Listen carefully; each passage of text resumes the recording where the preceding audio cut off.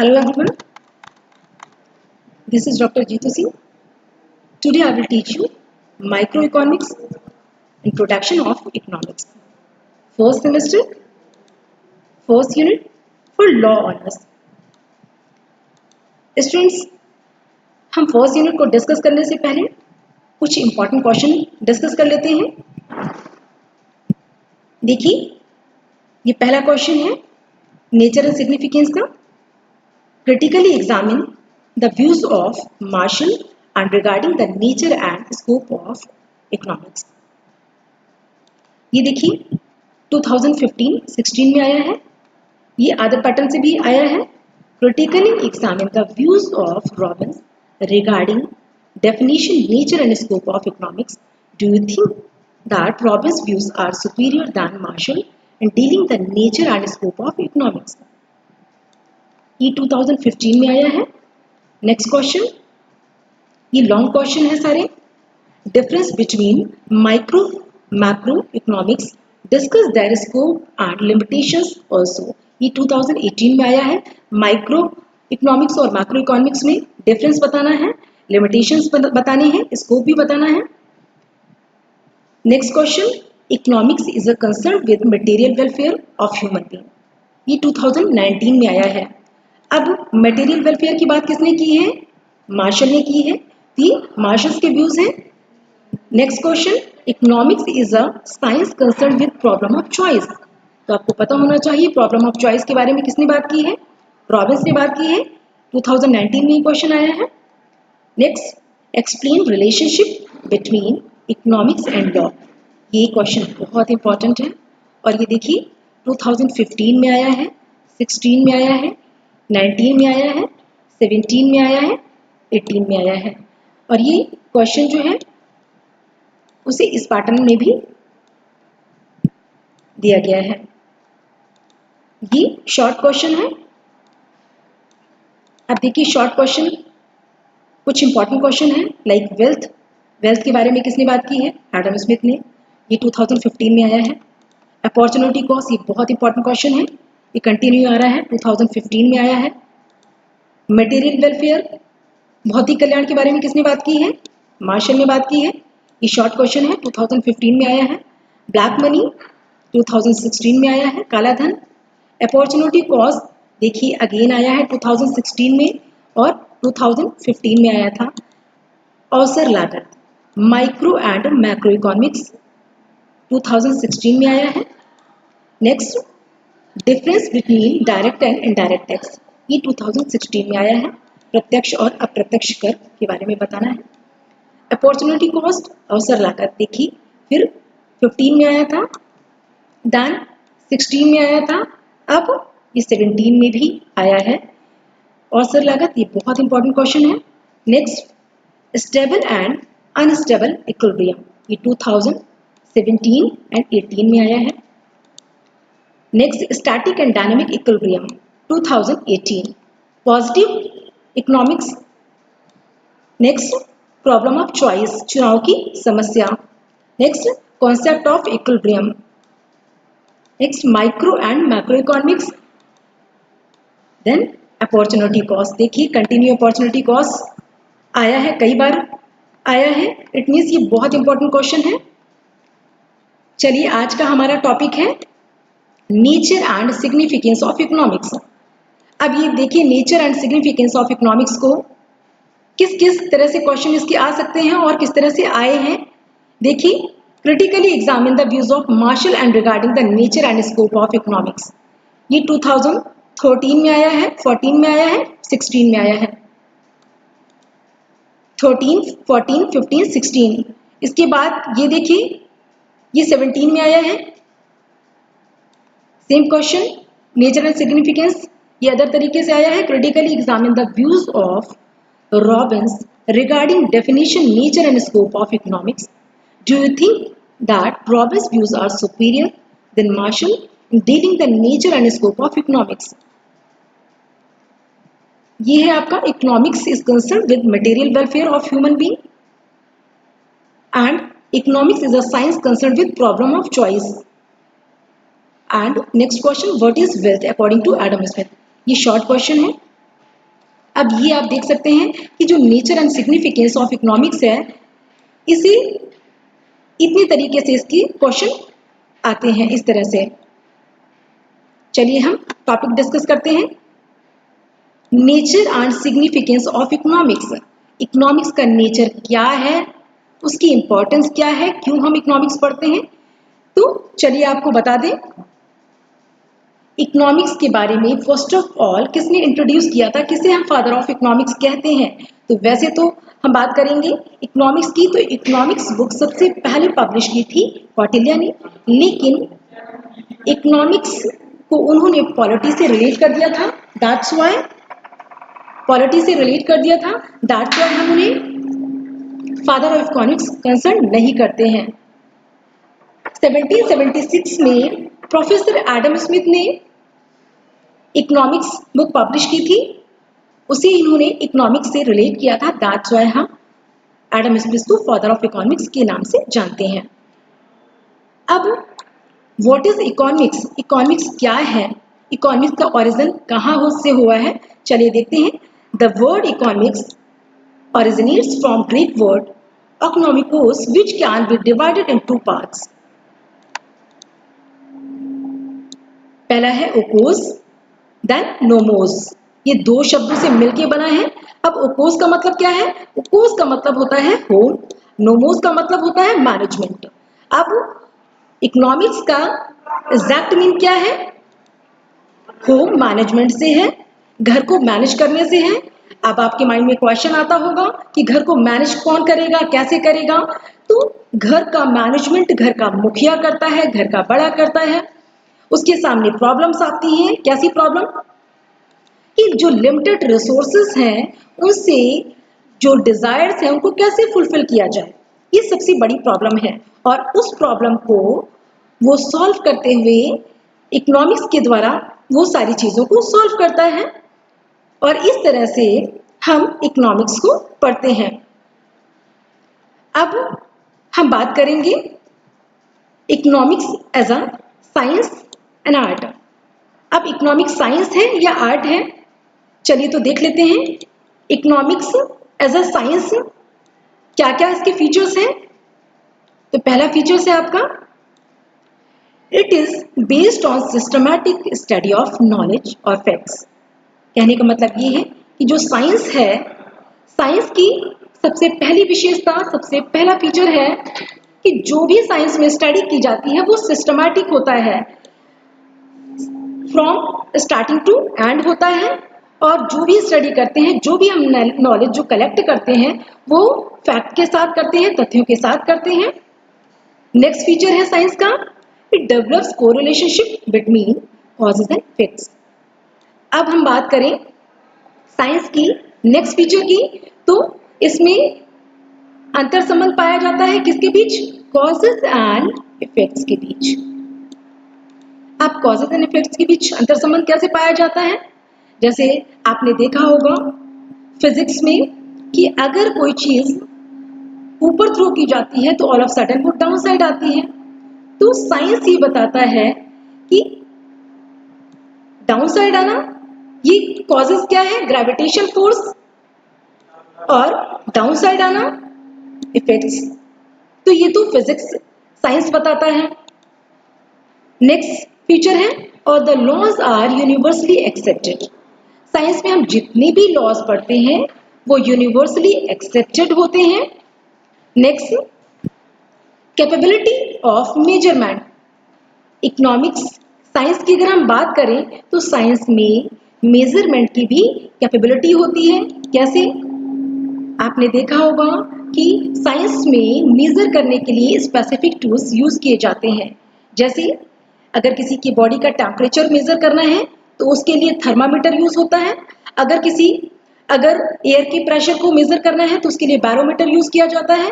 तो कह सकते हैं कि साइंस में जो भी इंस्ट्रूमेंट फॉर मेजरिंग यूज किए जाते हैं वो 100% राइट होते हैं। Next, ability to future predictions. अब साइंस में फ्यूचर को प्रेडिक्ट करने की क्वालिटी पाई जाती है। अब प्रेडिक्शन, कैसे प्रेडिक्शन, अगर हम बात करें वेदर फोरकास्टिंग की तो आप सभी जानते हैं, अगर मौसम विभाग जानकारी देता है, प्रेडिक्शन किया जाता है कि अगले 3 दिन लगातार बारिश होगी, तो क्या होता है, प्रेडिक्शन राइट होता है। अब किसी सब्जेक्ट को हम साइंस की कैटेगरी में लाने के लिए देखेंगे कि क्या ये फीचर्स इकोनॉमिक्स में भी हैं। चलिए तो देखते हैं। पहला फीचर है सिस्टमैटिक स्टडी ऑफ नॉलेज। क्या ये इकोनॉमिक्स में फीचर पाया जाता है जो साइंस में है? यस, पाया जाता है। कैसे? आप इकोनॉमिक्स में जो भी चीजें स्टडी करते हो, जो भी थ्योरी स्टडी करते हो, कैसे करते हो? एक सिस्टमैटिक वे में करते हो। जैसे अगर हम बात करें माइक्रो इकोनॉमिक्स की, तो माइक्रो इकोनॉमिक्स में आप कोई भी बुक उठाकर देख लीजिए, इंडेक्स में आप देखेंगे सबसे पहले कंजम्पशन होगा, फिर प्रोडक्शन होगा, फिर एक्सचेंज होगा, देन डिस्ट्रीब्यूशन होगा, देन पब्लिक फाइनेंस होगा। और इस तरह से हम कह सकते हैं कि इकोनॉमिक्स में हम जो भी चीजें स्टडी करते हैं वो सारी की सारी एक सिस्टमैटिक वे में होती हैं। नेक्स्ट, को relationship between causes and effects. क्या इकोनॉमिक्स में ये फीचर पाया जाता है? क्या economics as a science consider किया जा सकता है? तो यस, किया जाता है, क्योंकि ये फीचर्स भी इकोनॉमिक्स में पाया जाता है। कैसे? आप सभी जानते हैं लॉ ऑफ डिमांड की अगर हम बात करें, मांग के नियम की या मांग के सप्लाई, तो आपने मांग के नियम में देखा होगा कि अगर किसी पर्टिकुलर प्रोडक्ट का प्राइस डिक्रीज करता है तो ऑल ऑफ सडन उसकी जो क्वांटिटी डिमांड होती है वो इंक्रीज करती है। तो कॉजेज क्या है? प्राइस का डिक्रीज करना। इफेक्ट्स क्या है? क्वांटिटी डिमांड का इंक्रीज होना। तो इकोनॉमिक्स में भी ये फीचर पाया जाता है। Next, universally accepted laws. अगर हम लॉज की बात करें तो इकोनॉमिक्स में भी जो लॉज हम पढ़ते हैं वो यूनिवर्सली एक्सेप्टेड होते हैं। यस, होते हैं। कैसे? अगर हम बात करें लॉ ऑफ डिमांड की, तो मांग का नियम ऐसा नहीं है कि इंडिया में लॉ ऑफ डिमांड कुछ और तरीके से फॉलो किया जाता है और अदर कंट्री में और किसी तरीके से फॉलो किया जाता है। ऐसा नहीं है। जो रूल्स इंडिया में फॉलो किए जाते हैं लॉ ऑफ डिमांड के, वही अदर कंट्री में भी फॉलो किए जाते हैं। इसलिए हम कह सकते हैं कि जो लॉज हैं इकोनॉमिक्स में वो यूनिवर्सली एक्सेप्टेड होते हैं। Next, measurement. जिस तरह से साइंस में मेजर करने के लिए पर्टिकुलर इंस्ट्रूमेंट यूज किए जाते हैं, टूल्स यूज किए जाते हैं, उसी तरह से इकोनॉमिक्स में भी मेजरिंग के लिए as a tools, money as a tools use किया जाता है फॉर प्रोडक्शन को मेजर करने के लिए।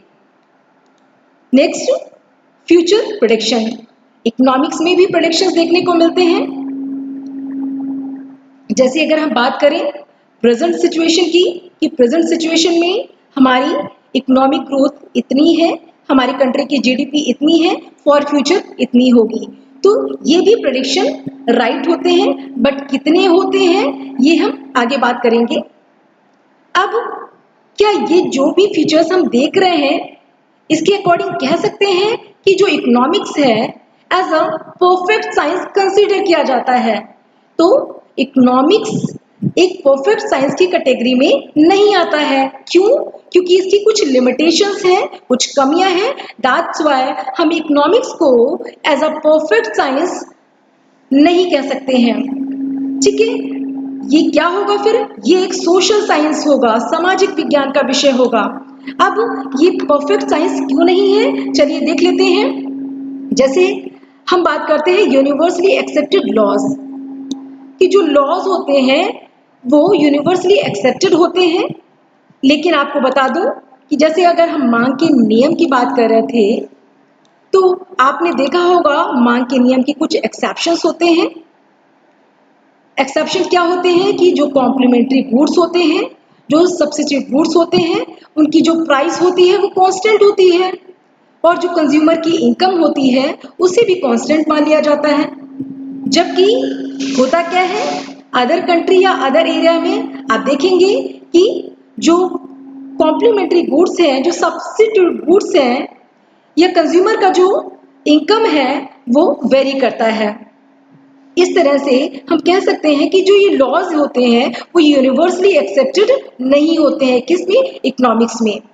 नेक्स्ट, मेजरमेंट करने के लिए हम money as a tools use कर रहे हैं, और आपको बता दें कि जो मनी है उसका सेल्फ का ही वैल्यू कांस्टेंट नहीं है, और जब किसी चीज का वैल्यू सेल्फ में भी कांस्टेंट नहीं है तो हम कैसे कह सकते हैं कि उससे हम जो भी चीजें मेजर कर रहे हैं वो उनमें एक्यूरेसी होगी। दैट्स व्हाई हम इकोनॉमिक्स को as a perfect science consider नहीं करते हैं।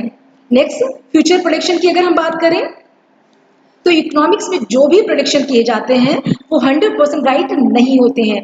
फॉर एग्जाम्पल 2016-17 में IMF ने प्रेडिक्शन किया था कि इंडिया की जो ग्रोथ रेट है वो 7.6% जाएगी, लेकिन इंडिया की ग्रोथ रेट 7.1% तक ही कांस्टेंट हो गई।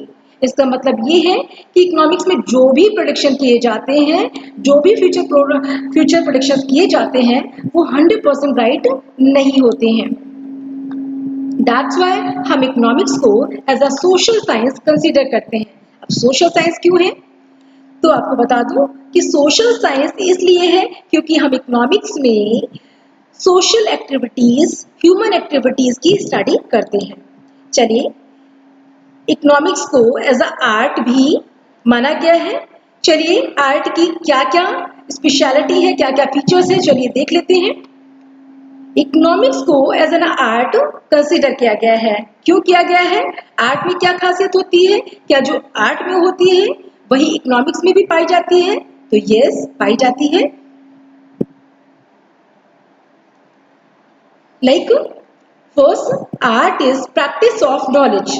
कहने का मतलब है कि आर्ट में हम जो भी नॉलेज गेन करते हैं उसे हम अपनी अकॉर्डिंग उसे अप्लाई करते हैं। फॉर एग्जाम्पल, अगर कोई स्टूडेंट्स बीटेक करने के बाद, इंजीनियरिंग करने के बाद कोई जॉब करता है और उस जॉब में जो भी काम मैन्युफैक्चरिंग का उसे मिलता है उसे क्या करता है, उसे अपनी नॉलेज के साथ, परफेक्शन के साथ उसे कंप्लीट करता है। इट मीन्स वहां पे वो अपनी नॉलेज को अप्लाई करता है। Next, how do we use our knowledge to solve a problem comes under art. जैसा कि आप सभी जानते हैं कि आर्ट में हम प्रॉब्लम का सॉल्यूशन भी अपने अकॉर्डिंग देखते हैं। It involves creativity.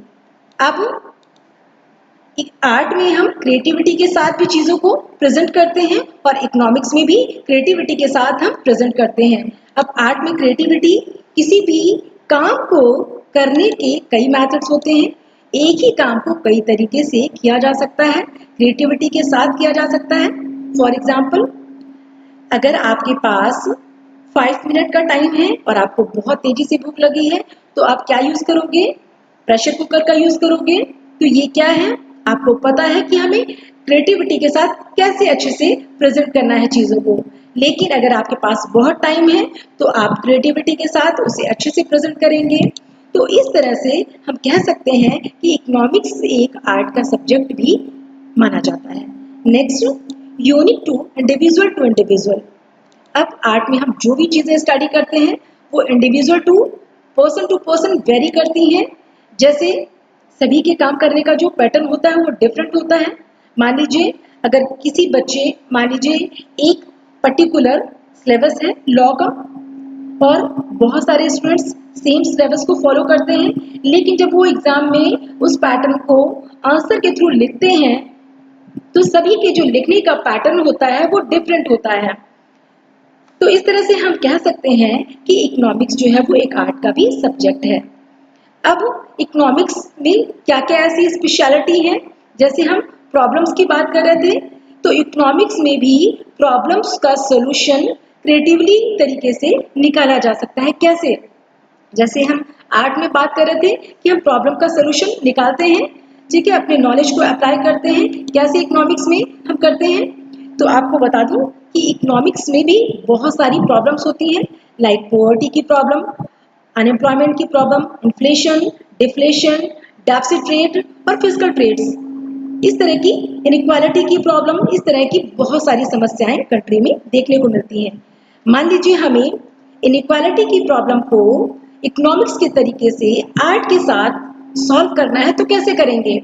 मान लीजिए एक ए क्लास है, दूसरा बी क्लास है और ए क्लास हाई क्लास है, बी क्लास डाउन है, लो क्लास है, तो उनके बीच बहुत सारी डिस्पैरिटी है।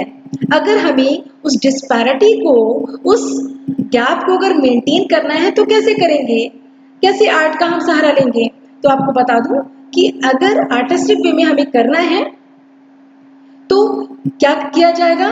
किसी कंट्री की जो गवर्नमेंट है वो प्रोग्रेसिव रेट से जो भी एफ्लुएंट पीपल्स है या हाई क्लास है उस पर टैक्सेस प्रोग्रेसिव रेट से इम्पोज करें और उससे जो भी पैसा आए वो लोअर क्लास पे इन्वेस्ट करें। इससे क्या होगा? जो हाई क्लास है उसका वेलफेयर थोड़ा डाउन होगा और जो लोअर क्लास होगा उसका वेलफेयर थोड़ा सा अप होगा और इस तरह से दोनों क्लास के बीच जो इनइक्वालिटी है, जो डिस्पैरिटी है, वो मेंटेन हो जाएगी। इस तरह से हम कह सकते हैं कि इकोनॉमिक्स एज एन आर्ट भी कंसीडर किया जाता है। चलिए, नेचर ऑफ इकोनॉमिक्स, अब हम बात करेंगे इकोनॉमिक्स का नेचर कैसा है। नेचर प्रकृति कैसी है, साइंस की है या आर्ट की है? तो आपको बता दूं कि साइंस की है, बट कैसा साइंस है? सोशल साइंस है। और इकोनॉमिक्स को एज एन आर्ट भी कंसीडर किया जाता है। इस तरह से हम कह सकते हैं कि इकोनॉमिक्स साइंस और आर्ट दोनों है। अब हम स्कोप की बात करेंगे कि इकोनॉमिक्स का स्कोप क्या है। स्कोप मीन्स क्षेत्र। तो इकोनॉमिक्स के स्कोप को, क्षेत्र को 5 पार्ट में डिवाइड किया जाता है। अब वो 5 पार्ट क्या क्या है, चलिए हम बात करते हैं। First consumption, next production, exchange, then distribution, then public finance. इस तरह से हम कह सकते हैं कि इकोनॉमिक्स जो है उसको 5 पार्ट में डिवाइड किया गया है। अब कंजम्पशन का रिलेशन किससे है? कंजम्पशन कौन करता है? कंज्यूमर करता है। इस तरह से हम कंज्यूमर के बारे में बात करेंगे कि कंज्यूमर का मेन मोटो क्या होता है। कंज्यूमर का मेन मोटो होता है मिनिमम पैसे से, कम पैसे से मैक्सिमम चीजों को परचेज करना और मैक्सिमम सेटिस्फैक्शन गेन करना। वहीं अगर हम प्रोड्यूसर की बात करें, प्रोडक्शन की बात करें, तो प्रोडक्शन कौन करता है? प्रोड्यूसर करता है। तो इस तरह से प्रोड्यूसर का जो मेन मोटो है वो क्या होगा? प्रोड्यूसर का मेन मोटो होगा मिनिमम कॉस्ट में मैक्सिमम प्रोडक्शन करना और मैक्सिमम सेटिस्फैक्शन गेन करना। वहीं पे अगर हम बात करें नेक्स्ट एक्सचेंज की, तो एक्सचेंज में हम क्या देखते हैं? एक्सचेंज का मतलब होता है विनिमय, लेन देन। आप सभी जानते हैं जैसा कि लेन देन, प्रेजेंट टाइम में हम लेन देन के लिए मनी यूज करते हैं, लेकिन वहीं अगर हम एंशिएंट टाइम की बात करें तो उस टाइम पे जब मनी जो है ऑरिजिनेट नहीं हुई थी, उस टाइम पे बार्टर सिस्टम ट्रेंड में था। बार्टर सिस्टम मीन्स वस्तु विनिमय प्रणाली। अब वस्तु विनिमय प्रणाली में हम क्या पढ़ते हैं? वस्तु विनिमय प्रणाली में हम जानते हैं कि जब मनी का प्रादुर्भाव नहीं हुआ था, ओरिजिन नहीं हुआ था, उस टाइम पे अगर आपको कोई जरूरत का सामान लेना होता है तो आपको अपनी जरूरत को सामान प्राप्त करने के लिए ही अदर वस्तु देना पड़ता था। वहां पे कोई मनी एज अ मीडियम नहीं चलता था। लेकिन प्रेजेंट टाइम की अगर बात करें तो मीडियम ऑफ एक्सचेंज हम मनी को यूज करते हैं और इस तरह से हम एक्सचेंज करते हैं, लेन देन का काम करते हैं। नेक्स्ट है डिस्ट्रीब्यूशन। हम डिस्ट्रीब्यूशन की अगर बात करें, डिस्ट्रीब्यूशन वितरण। अब यहाँ पे क्या वितरण करने की बात की जा रही है, किसे वितरण करने की बात की जा रही है?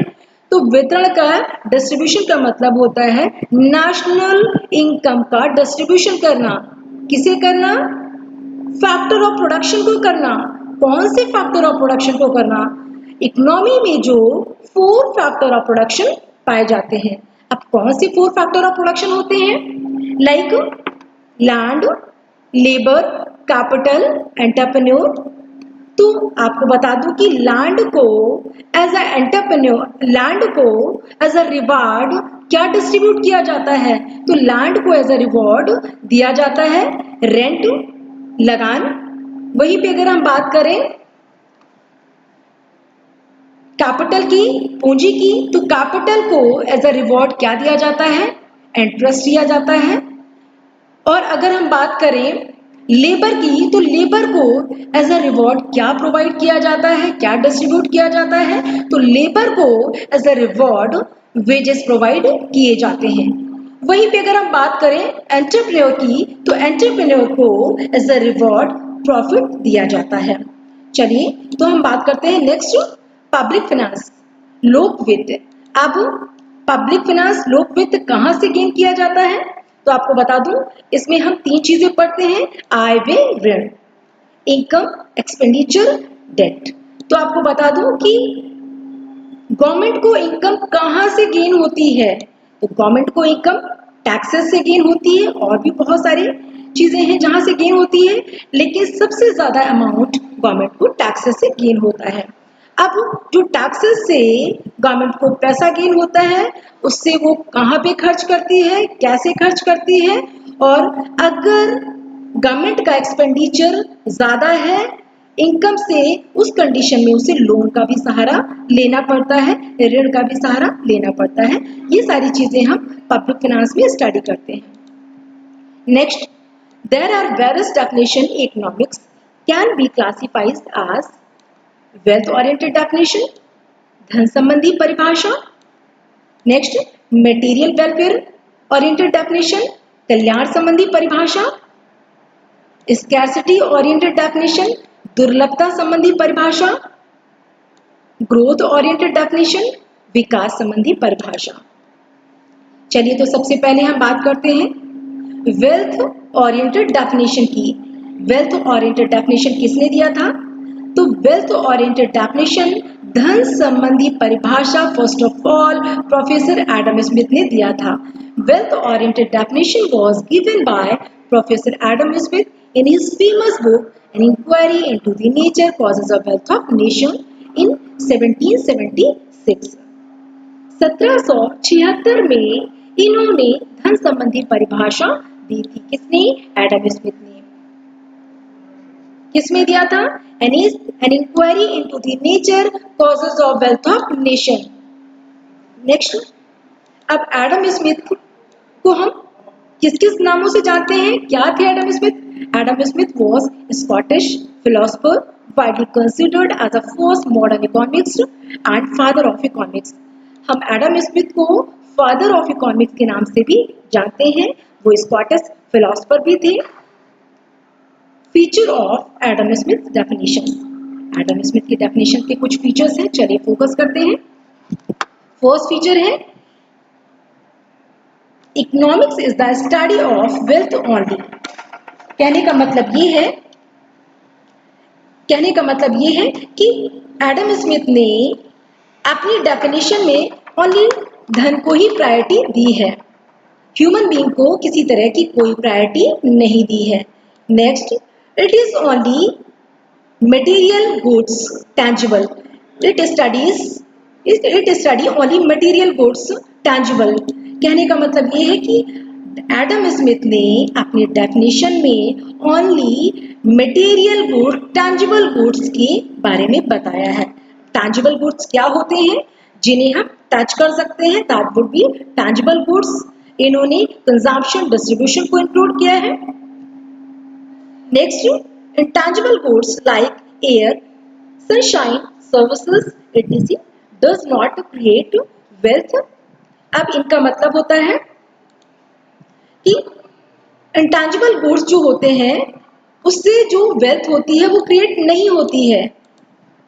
अब इंटेंजिबल गुड्स कौन कौन से होते हैं?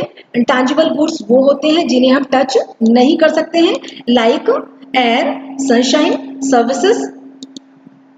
Next, it studies change in wealth means economics development. अब एडम स्मिथ का मानना है कि अगर वेल्थ में चेंज करना है तो वो कैसे किया जा सकता है? इकोनॉमिक वेल्थ में चेंजेस करके इकोनॉमिक का डेवलपमेंट किया जा सकता है, ये एडम स्मिथ का मानना था। वही हम बात करेंगे एडम स्मिथ की क्रिटिसिज्म की बात करेंगे। एडम स्मिथ की डेफिनेशन की कुछ आलोचनाएं हैं, ये गिवन है। पहली आलोचना है too much importance is given to wealth. Adam Smith ने अपनी डेफिनेशन में वेल्थ को जरूरत से ज्यादा ही एम्फेसाइज किया है। only tangible goods या only tangible material goods have been taken into consideration। अब इनकी डेफिनेशन में टैंजिबल गुड्स को ही इंपॉर्टेंस दी गई है, इंटैंजिबल गुड्स को इंपॉर्टेंस नहीं दी गई है। जबकि आप सभी जानते हैं कि अगर हम इंटैंजिबल गुड्स लाइक सर्विसेज की बात करें, लाइक डॉक्टर की सर्विस या टीचर की सर्विस या इंजीनियर की सर्विस, तो इकोनॉमिक डेवलपमेंट में इनका भी कंट्रीब्यूशन बराबर है। और इस तरह से हम इसे इंटैंजिबल गुड्स को इग्नोर नहीं कर सकते हैं। Next, no mention of men's welfare. इन्होंने अपनी डेफिनेशन में मेंस वेलफेयर की बात नहीं की है, ओनली वेल्थ की बात की है। दैट्स व्हाई इनकी डेफिनेशन का जो सब्जेक्ट मैटर है वो बहुत नैरो कंसिडर किया गया है। Next, no focus on national problem. आप सभी जानते हैं कि किसी भी कंट्री की अगर हम बात करें तो प्रॉब्लम्स भी होती हैं वहां पे। जैसे बात करें हम प्रॉब्लम्स की, पॉवर्टी की प्रॉब्लम होती है, अनएम्प्लॉयमेंट की प्रॉब्लम होती है, इनइक्वालिटी की प्रॉब्लम होती है, इनइक्वालिटी की प्रॉब्लम, बहुत सारी प्रॉब्लम होती है। तो एडम स्मिथ ने अपनी डेफिनेशन में किसी प्रकार की कोई प्रॉब्लम नहीं बताई है और नेशन की प्रॉब्लम को पूरी तरह से अपनी डेफिनेशन में इग्नोर किया है। नेक्स्ट, वेलफेयर ओरिएंटेड डेफिनेशन, ये किसने दी थी? कल्याण संबंधी परिभाषा। आपको बता दूं कि कल्याण संबंधी definition first of all J Bentham ने उपयोगितावाद नाम से दिया था। किसने दिया था? जे बेंथम ने। लेकिन इसे डेवलप किसने किया था? मार्शल ने। तो हम वेलफेयर ओरिएंटेड डेफिनेशन में मार्शल के व्यूज स्टडी करेंगे। चलिए तो बात करते हैं। Welfare oriented definition was given by professor Marshall in his famous book Principles of Economics in 1890। अब प्रोफेसर मार्शल ने अर्थशास्त्र के सिद्धांत नामक पुस्तक में वेलफेयर ओरिएंटेड डेफिनेशन दी है। कब दी है? 1890 में दी है। अब मार्शल के डेफिनेशन की कुछ फीचर्स हैं, चलिए देख लेते हैं। पहला फीचर्स क्या है? Economics is the study of social man. इन्होंने अपनी डेफिनेशन में सिर्फ सोशल मैन को फोकस किया है। वेल्थ के साथ ही साथ हम कहेंगे कि इन्होंने अपनी डेफिनेशन में सोशल मैन के बारे में भी बताया है। अब सोशल मैन क्या है?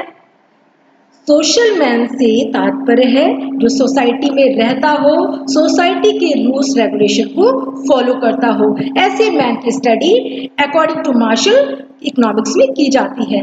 नेक्स्ट फीचर है it explains ordinary business of life.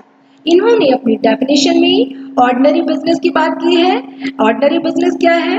इनका मानना है कि जो पर्सन है, जो मैन है, वो अर्निंग करते हैं और ओनली खर्च करते हैं। और इस तरह से नेक्स्ट फीचर है it tells about real man. Marshall ने अपने डेफिनेशन में रियल मैन की बारे में एक्सप्लेन किया है, काल्पनिक मनुष्य के बारे में कोई भी एक्सप्लेनेशन नहीं दिया है। Next, welfare definition deals with normative science and art. Marshall की जो डेफिनेशन है वो नॉर्मेटिव साइंस एंड आर्ट को भी डील करता है। अब नॉर्मेटिव साइंस क्या था, क्या है? नॉर्मेटिव साइंस में हम व्हाट ऑट टू बी की स्टडी करते हैं, क्या होना चाहिए का अध्ययन करते हैं। आर्ट क्या है? आर्ट वो होता है जिसमें हम सिस्टमैटिक वे में, आर्टिस्टिक वे में, क्रिएटिव वे में चीजों की स्टडी करते हैं। नेक्स्ट फीचर है Marshall's definition is considered to be social welfare centred. अब इनकी जो डेफिनेशन है वो सोशल वेलफेयर के बारे में एक्सप्लेन करता है। अब सोशल वेलफेयर क्या है? जैसा कि ऑलरेडी मैंने बताया था कि सोशल वेलफेयर सामाजिक कल्याण कैसे बढ़ेगा? अगर किसी भी कंट्री में ए क्लास और हाई क्लास या लोअर क्लास है, तो अगर गवर्नमेंट को सोशल वेलफेयर बढ़ाना है तो वो कैसे बढ़ाएगा? टैक्स को इम्पोज करके बढ़ाएगा। कैसे? जो हाई क्लास फैमिली होती है, जो हाई क्लास होता है, उस पे प्रोग्रेसिव रेट से टैक्स इम्पोज किया जाए और इस तरह से जो टैक्स से पैसा ऑब्टेन किया जाता है, गेन किया जाता है, उस पैसे को लोअर क्लास पे खर्च किया जाए। इससे लोअर क्लास का जो वेलफेयर है वो इंक्रीज होगा और जो हाई क्लास है उनका वेलफेयर थोड़ा सा डिक्रीज होगा और इस तरह से सोशल वेलफेयर बढ़ जाएगा। Next, according to Marshall, wealth is for man, man और नॉट फॉर वेल्थ। मार्शल का मानना है कि जो धन है वो मनुष्य के लिए, वेल्थ जो है वो मनुष्य के लिए है। मनुष्य वेल्थ के लिए ही पैदा नहीं हुआ है, उसके और भी बहुत सारे काम हैं। नेक्स्ट, क्रिटिसिज्म की हम बात करेंगे। एडम मार्शल की डेफिनेशन की कुछ आलोचनाएं हैं, जैसा कि न्यू क्लासिकल इकोनॉमिक्स ने एक्सप्लेन किया है। पहली आलोचना है, new classical economics is sometimes criticised for having normative science. अब जो न्यू क्लासिकल इकोनॉमिक्स हैं, अर्थशास्त्री हैं, उनका मानना है कि इन्होंने अपनी साइंस में या अपनी इकोनॉमिक्स में ओनली अपनी डेफिनेशन में नॉर्मेटिव साइंस के बारे में ही बताया है, पॉजिटिव साइंस के बारे में कुछ भी नहीं बताया है, जो कि सही नहीं है according to new classical economics. Next आलोचना है, it does not focus on explain actual science. अब न्यू क्लासिकल का मानना है कि जो मार्शल है उन्होंने एक्चुअल साइंस के बारे में, वास्तविक विज्ञान के बारे में कोई चर्चा नहीं की है। Next, professor Marshall use highly mathematical model and unreal assumptions. अब न्यू क्लासिकल का मानना है कि जो मार्शल है उन्होंने कल्याण संबंधी परिभाषा में, वेलफेयर ओरिएंटेड डेफिनेशन में हाईली मैथमेटिकल मॉडल यूज किए हैं। अपनी थ्योरीज में, अपने सिद्धांतों में इन्होंने बहुत हाई क्लास की मॉडल यूज किए हैं। दैट्स व्हाई इनकी कुछ असम्पशन अनरियल है। नेक्स्ट है आपकी scarcity oriented definition, Lionel Robins definition, दुर्लभता संबंधी परिभाषा। अब दुर्लभता संबंधी परिभाषा क्या है, किसने दिया है और उसमें क्या क्या चीजें बताई गई हैं, चलिए तो आपको बता दूं। Scarcity oriented definition was given by professor Robbins in his famous book An Essay on the Nature and Significance of Economic Science in 1932। 1932 में प्रोफेसर रॉबिन्स ने An Essay on the Nature and Significance of Economic Science में scarcity oriented definition दी है। उसमें इन्होंने क्या क्या बताया है, चलिए तो देख लेते हैं। एडम स्मिथ की डेफिनेशन के कुछ इंपॉर्टेंट फीचर्स हैं। पहला फीचर है, ह्यूमन वांट्स आर अनलिमिटेड। जो ह्यूमन होता है, मानव होता है, उसकी इच्छाएं कैसी होती हैं, अनलिमिटेड होती हैं। और मीन्स आर लिमिटेड, जो रिसोर्सेस होते हैं, जो मीडियम होता है वो लिमिटेड है, लाइक धन। And next, alternative uses of scarce resources. जो स्कैर्स रिसोर्सेस हैं, दुर्लभ साधन है, उनका ऑल्टरनेटिव यूज पॉसिबल है। कैसे? मान लीजिए धन है, धन में हम मनी लेते हैं, मनी से आप घर भी खरीद सकते हैं, स्टडी भी कर सकते हैं, खाना भी खरीद सकते हैं, कपड़े भी खरीद सकते हैं। धन एक है लेकिन उसके यूज कितने हैं, बहुत सारे हैं। तो इस तरह से जो स्कैर्स रिसोर्सेज हैं उनका ऑल्टरनेटिव यूज पॉसिबल है। नेक्स्ट हम बात करेंगे ग्रोथ ओरिएंटेड डेफिनेशन। अब growth oriented definition, growth oriented definition किसने दिया है, कब दिया है, चलिए बात करते हैं। Growth oriented definition was given by professor Samuelson in his famous book The Foundation of Economics Analysis in 1947। 1947 में प्रोफेसर सामुएलसन ने ग्रोथ ओरिएंटेड डेफिनेशन दी। किसमें दिया, foundation of Economics analysis book में रिप्रेजेंट की। अब नेक्स्ट, ग्रोथ ओरिएंटेड डेफिनेशन के कुछ features हैं, चलिए देख लेते हैं। पहला फीचर है एलोकेशन ऑफ रिसोर्सेस। जो रिसोर्सेज हैं इकोनॉमी में उनका प्रॉपर आवंटन करना, एलोकेशन करना। और जब हम प्रॉपर एलोकेशन करेंगे किसके अकॉर्डिंग, सैमुअलसन के अकॉर्डिंग, किसमें, ग्रोथ ओरिएंटेड डेफिनेशन में, तो क्या होगा, जो प्रॉब्लम चॉइस की जो प्रॉब्लम है, चुनाव की जो समस्या है वो सॉर्ट आउट हो जाएगी। कैसे, तो सैमुअलसन का मानना है कि जो चुनाव की समस्या है, प्रॉब्लम ऑफ चॉइस है, उसे हम ट्रांसिटिविटी के माध्यम से सॉल्व कर सकते हैं। अब ट्रांसिटिविटी क्या है, सकर्मकता। सकर्मकता में क्या हम देखते हैं, like A greater than B greater than C या सी ग्रेटर देन डी है, तो इसका मतलब है कि ए जो है वो बी से बेस्ट है, बी सी से बेस्ट है, सी डी से बेस्ट है।